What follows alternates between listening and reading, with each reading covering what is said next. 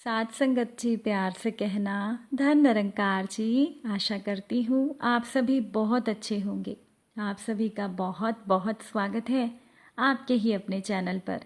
एक नई साखी के साथ फिर से हाजिर हूँ मैं। और आज की साखी का शीर्षक है ईश्वर तू ही अन्नदाता है। तो चलिए आज की साखी सुनते हैं साथ संगत जी। बहुत पुरानी बात है। किसी राज्य में एक प्रतापी राजा राज करता था।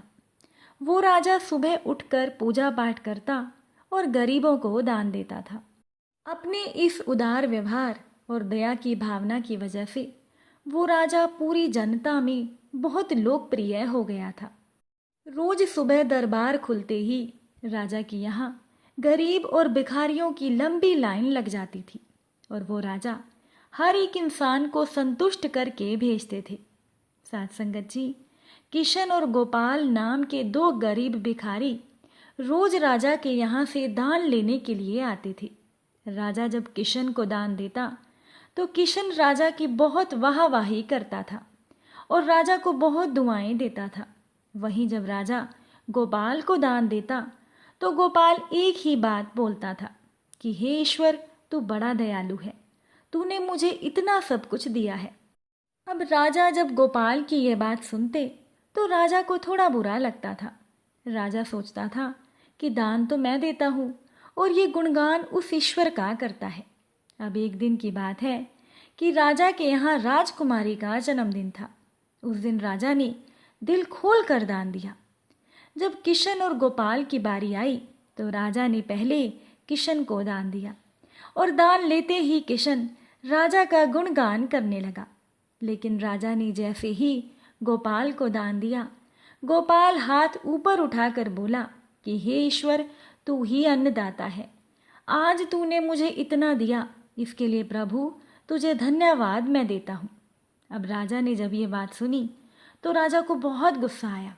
उन्होंने गोपाल से कहा कि मैं रोज तुम्हें दान देता हूँ, फिर तुम मेरे बजाय ईश्वर का गुणगान क्यों करते हो। अब राजा की इस बात पर गोपाल ने कहा कि राजन, देने वाला तो ऊपर बैठा है और वही सबका अन्नदाता है, आपका भी और मेरा भी। ये कहकर गोपाल वहां से चला गया। अब राजा ने गोपाल को सबक सिखाने की सोची।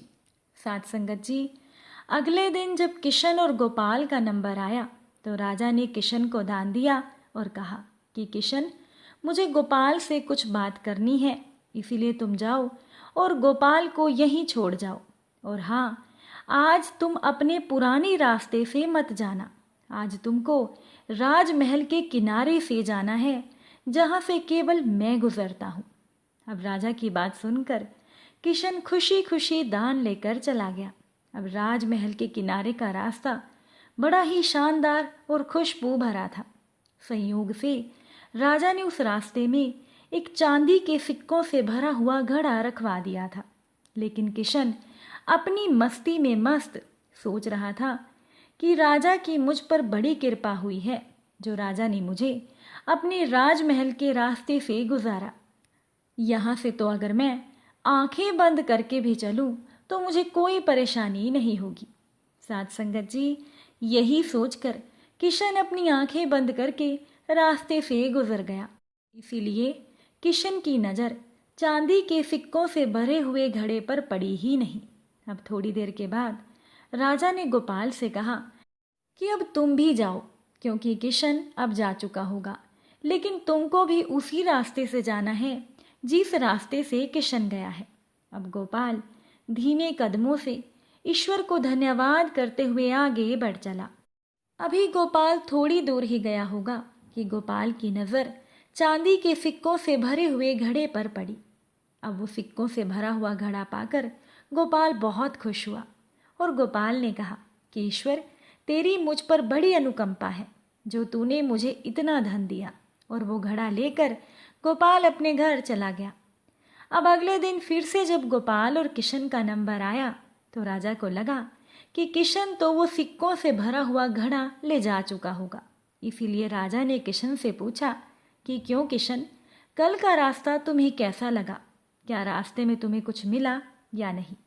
साथ संगत जी, किशन ने राजा से कहा कि महाराज, रास्ता तो इतना सुंदर था कि मैं तो आंखें बंद करके अपने घर चला गया, लेकिन मुझे तो कुछ मिला ही नहीं। फिर राजा ने गोपाल से पूछा तो गोपाल ने बताया कि महाराज, कल मुझे चांदी के सिक्कों से भरा हुआ एक घड़ा मिला। ईश्वर ने मुझ पर बड़ी कृपा की है। अब राजा किशन से बहुत गुस्सा हुए। राजा ने किशन को कहा कि आज मैं तुझे धन नहीं दूंगा, बल्कि एक तरबूज दूंगा। अब किशन बेचारा वैसे ही परेशान तो था ही, लेकिन वो राजा से कहता भी तो क्या। साथ संगत जी, चुपचाप किशन वो तरबूज लेकर चल पड़ा। उधर राजा ने गोपाल को रोजाना की तरह कुछ धन दान में दे दिया।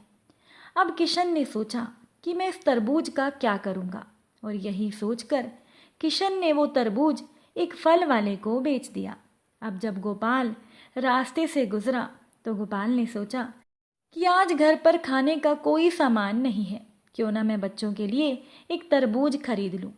तो गोपाल फल बेचने वाले से वही तरबूज खरीद कर ले आया जो किशन ने उस फल वाले को बेचा था। साथ संगत जी, अब जैसे ही घर आकर गोपाल ने उस तरबूज को काटा तो देखा कि उसके अंदर सोने के सिक्के भरे हुए थे। गोपाल ये देखकर बहुत खुश हुआ और ईश्वर का धन्यवाद देते हुए बोला कि हे ईश्वर, आज तूने मेरी गरीबी दूर कर दी। तू बड़ा दयालु है, तू सबका अन्नदाता है। अगले दिन जब राजा दान दे रहा था तो राजा ने देखा कि दान लेने के लिए केवल किशन ही आया है, गोपाल नहीं आया था। तो राजा ने किशन से पूछा तो किशन ने राजा को बताया कि महाराज, ईश्वर की कृपा से कल गोपाल को एक तरबूज मिला जिसके अंदर सोने के सिक्के भरे हुए थे। अब तो गोपाल एक संपन्न इंसान हो चुका है, अब उसे दान की कोई ज़रूरत नहीं है। साथ संगत जी, किशन की बात सुनकर राजा ने भी अपने हाथ आसमान की ओर उठाए और बोले कि हे ईश्वर, वाकई तू ही अन्नदाता है, मैं तो मात्र एक जरिया हूँ, तू ही सबका पालनहार है। राजा को अब सारी बात समझ में आ चुकी थी। साथ संगत जी, आप सभी को ये साखी कैसी लगी, अपने विचार कमेंट द्वारा ज़रूर बताइएगा। अगर अच्छी लगी हो तो बाकी संगत के साथ शेयर भी कीजिएगा और चैनल को सब्सक्राइब भी कीजिएगा। फिर मुलाकात होगी आपसे नई साखी और नए विचारों के साथ। तब तक के लिए खुश रहिए, सेवा सिमरन सत्संग कीजिए, सतगुरु माता जी के चरणों से जुड़े रहिए। प्यार से बोलिए धन निरंकार जी